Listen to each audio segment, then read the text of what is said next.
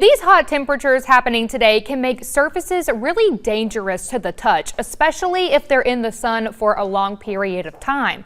WALB News 10's Anthony Bordenero shows us how hot everyday surfaces can become.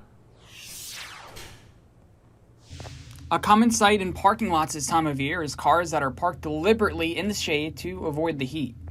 I see a lot of people fighting over the ones that's up under the shade, especially like during lunchtime and stuff. Yeah, I like walking anyway, so I try to find a shady spot, but I don't really like to eat like this. Now, how much does that help? According to my temperature gun, the Storm Tracker's exterior gets up to 170 degrees just minutes into being exposed by the sun. Darker surfaces made of metal or plastic can get near 140 degrees on the interior.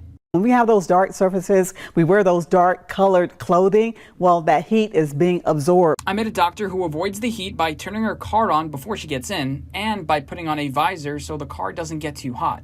In comparison, her car's surfaces were closer to the 90s. After a really long day at work, you just want to sit down, have some ice cream.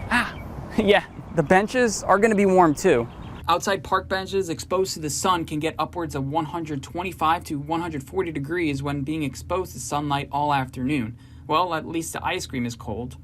Vegetation is the coolest object when being exposed to the sun, usually around 100 degrees. The best option overall is just to stay in the shade. All right, we're in downtown Albany now, and yep, that is definitely much better. Temperatures here are reading just about 80 to 85 degrees. At Turtle Park, temperatures are much warmer. In the direct sunlight, surfaces read up to 165 degrees in the sun versus only 100 in the shade.